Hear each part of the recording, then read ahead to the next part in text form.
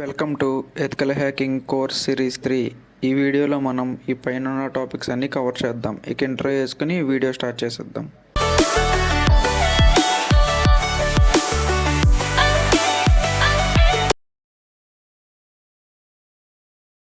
Cyber security అంటే ఐఓటీతో connect అయి ఉన్న డివైజెస్కి సెక్యూరిటీ ఎన్విరాన్మెంట్ లేదా ఒక ప్రొటెక్టివ్ ఎన్విరాన్మెంట్ క్రియేట్ చేయడమే సైబర్ సెక్యూరిటీ. ఐఓటీ అంటే ఇంటర్నెట్ ఆఫ్ థింగ్స్.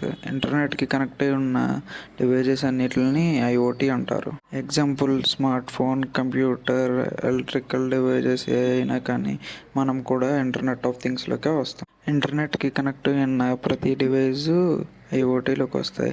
ఇంటర్నెట్తో కనెక్ట్ అయ్యి వర్క్ చేస్తుండగా వాటికి ఎటువంటి మెలీషియస్ యాక్టివిటీ జరగకుండా సెక్యూర్ చేయడమే ఈ cyber security main role. Cyber సెక్యూరిటీలో మెయిన్గా 5 రోల్స్ ఉంటాయి. First one identify, second one protect, third one detect, fourth one respond, fifth one recovery.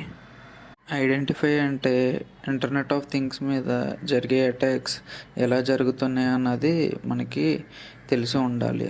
దాన్ని ఐడెంటిఫై చేసే స్కిల్ మనలో ఉండాలి. ప్రొటెక్ట్ అంటే ఇంటర్నెట్లో ఉన్న డేటా అటాక్స్ జరగకుండా ఉండడానికి మనము ప్రొటెక్టివ్ మెజర్స్ అనేవి తీసుకోవాలి. డిటెక్ట్ అంటే మనం యూజ్ చేసే డేటా మాల్వేర్ ఏది ఇన్ఫెక్ట్ అవ్వకుండా డిటెక్ట్ అవ్వకుండా చూసుకోవాలి. రియాక్ట్ అంటే మన నెట్వర్క్ లేదా మన డేటా అటాకర్ బ్రీచ్ అయితే మనం రియాక్ట్ అయ్యి దాన్ని రెడ్యూస్ చేయాలి. నెక్స్ట్ వన్ రికవరీ అంటే అటాకర్కి బ్రీచ్ అయిన డేటా మనం బ్యాకప్ తీసించుకోవాలి.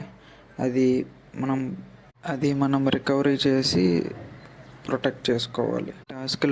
ఈ టాస్క్లన్నీ పర్ఫామ్ చేసే వాళ్ళనే సైబర్ సెక్యూరిటీ ఎక్స్పర్ట్స్ అంటారు. ఇప్పుడు ఎథికల్ హ్యాకింగ్ గురించి చూద్దాం. సైబర్ సెక్యూరిటీలో ఎథికల్ హ్యాకింగ్ అనేది ఒక పార్ట్. ఎథికల్ హ్యాకింగ్ అంటే ఎగ్జాంపుల్గా చెప్పాలి అంటే ఒక సిస్టమ్ ఎన్విరాన్మెంట్ క్రియేట్ చేశారు అంటే అందులో ఉన్న వనరబిలిటీని ఫైండ్ అవుట్ చేసి లీగల్గా సాల్వ్ చేసి చేయడాన్ని ఎథికల్ హ్యాకింగ్ అంటారు. ఇప్పుడు క్రిప్టోగ్రఫీ గురించి తెలుసుకుందాం. క్రిప్టోగ్రఫీ అంటే కోడ్స్ని యూజ్ చేసి ఇన్ఫర్మేషన్ని సెక్యూర్గా సెండ్ చేయడం. దీంట్లో చాలా టెక్నిక్స్ ఉన్నాయి. Secret key, public key, hash function. Secret key అంటే సేమ్ కీని ఎన్క్రిప్షన్కి, డీక్రిప్షన్కి యూజ్ చేసేదాన్ని సీక్రెట్ కీ అంటాం. దీంట్లోనే మళ్ళీ 2 టైప్స్ ఉంటాయి, public key, private key. Public key అన్నదాన్ని ఎన్క్రిప్షన్ కోసం యూజ్ చేస్తాం, ప్రైవేట్ కీ అన్నదాన్ని డీక్రిప్షన్ కోసం యూజ్ చేస్తారు.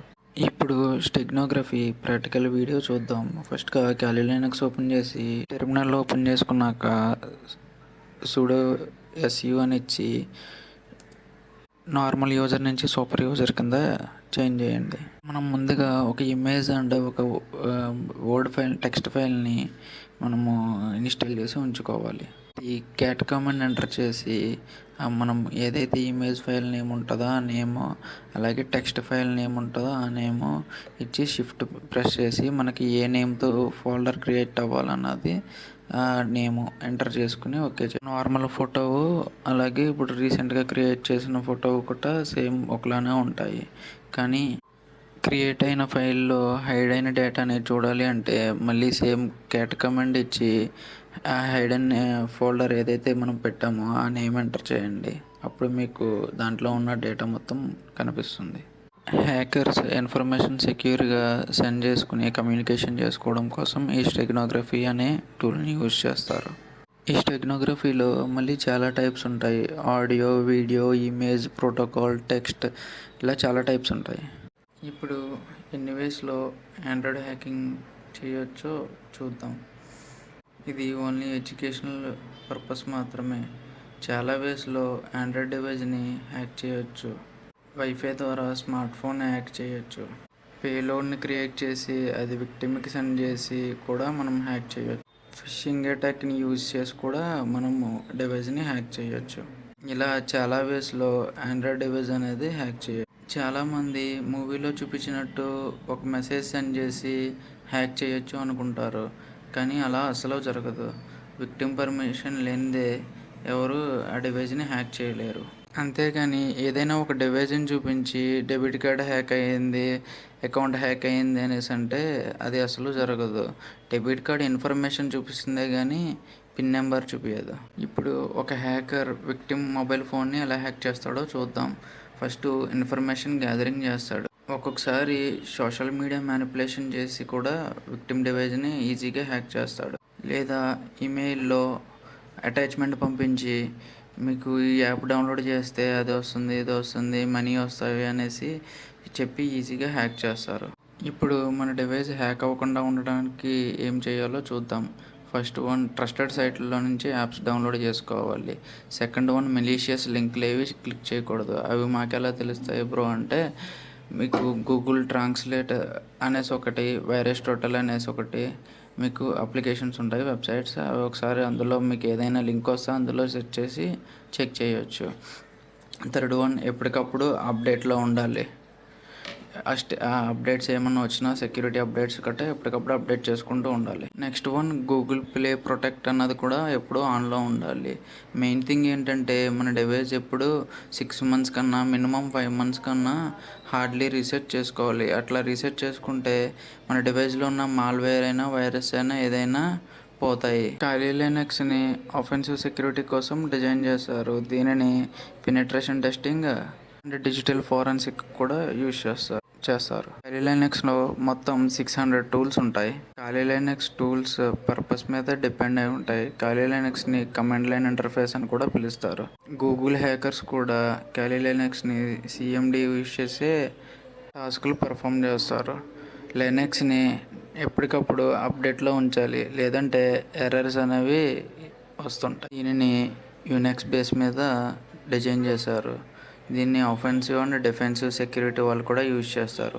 ఆఫెన్సివ్ సెక్యూరిటీ అంటే, సింపుల్గా చెప్పాలి అంటే, హ్యాకర్ మనల్ని హ్యాక్ చేస్తున్నాడని తెలిసి మనము రివర్స్ హ్యాకింగ్ చేసేదానినే ఆఫెన్సివ్ సెక్యూరిటీ అంటారు. ఇంకా డిఫెన్సివ్ సెక్యూరిటీ అంటే నేమ్లోనే ఉన్నది, డిఫెన్సివ్ సెక్యూరిటీ అని. డిఫెన్స్ అంటే హ్యాకర్ అటాక్ చేశాక దాన్ని అటాక్ చేస్తుంటే డిఫెండ్ చేసి తర్వాత వీళ్ళు రివర్స్ హ్యాకింగ్ చేస్తారు. ఇప్పుడు మాల్వేర్ గురించి చూద్దాం. మాల్వేర్లో చాలా టైప్స్ ఉన్నాయి. మాల్వేర్ని యూజ్ చేసి మన నెట్వర్క్ లేదా మన సిస్టమ్ని హ్యాక్ చేయడానికి యూజ్ చేస్తారు. ఈ మాల్వేర్ని ఎక్కువగా హ్యాకర్సే యూజ్ చేస్తారు, వాళ్ళే డిజైన్ చేస్తారు. Next one, adware. యాడ్వేర్ అంటే మనం చూస్తుంటాం మన డివైస్లో, మన బ్రౌజర్లో కానీ యాడ్స్ డిస్ప్లే అవుతూ ఉంటాయి, కొన్ని పాపప్ యాడ్స్ గట్టా. అట్లాంటి యాడ్స్ని క్లిక్ చేసినప్పుడు మన డేటా మొత్తం అటాకర్కి సెండ్ చేస్తుంది. Next one, worms. ఇది సెల్ఫ్ రెప్లికేట్.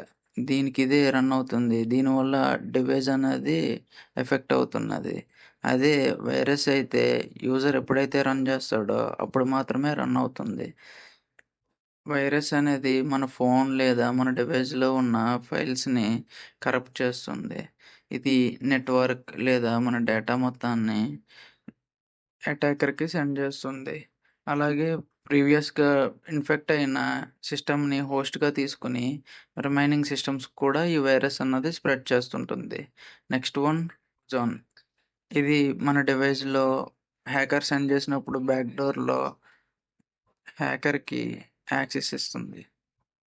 ట్రోజన్లో మళ్ళీ చాలా టైప్స్ ఉన్నాయి. అలాగే SMS Trojan, backdoor Trojan, DoS Trojan, అలా చాలా టైప్స్ ఉన్నాయి. Next one, spyware. స్పైవేర్ గురించి చూద్దాం. స్పైవేర్ అనేది మన సిస్టంలో లేదా మన మొబైల్లో ఇన్స్టాల్ అయిన తర్వాత బ్యాంకింగ్ క్రెడెన్షియల్స్ అన్నీ హ్యాకర్కి సెండ్ చేస్తుంది. Next one, ransomware. ర్యాన్సమ్వేర్ అనేది మన డివైస్కి లాక్ వేస్తాడు హ్యాకర్. లాక్ వేసి మన డివైస్ని మనం యూజ్ చేయకుండా చేస్తాడు. మన డివైస్ మనం యూజ్ చేయాలి అంటే హ్యాకర్కి సమ్ అమౌంట్ పే చేస్తేనే కానీ దాన్ని అన్లాక్ చేయడు. దీంట్లో కూడా ట్రోజనే యూజ్ చేస్తారు. Next one, keyloggers. నేమ్లోనే ఉంది కీలాగర్స్ అనేసి. మనం ఏ కీ అయితే ఎంటర్ చేస్తున్నామో అది ప్రతి ఒక్కటి హ్యాకర్కి సెండ్ చేస్తూ ఉంటుంది. కీలాగర్లో banking credentials and user name, password ఇట్లాంటివన్నీ హ్యాకర్కి సెండ్ చేస్తుంది. ఇంకా చాలా మాల్వేర్స్ ఉన్నాయి.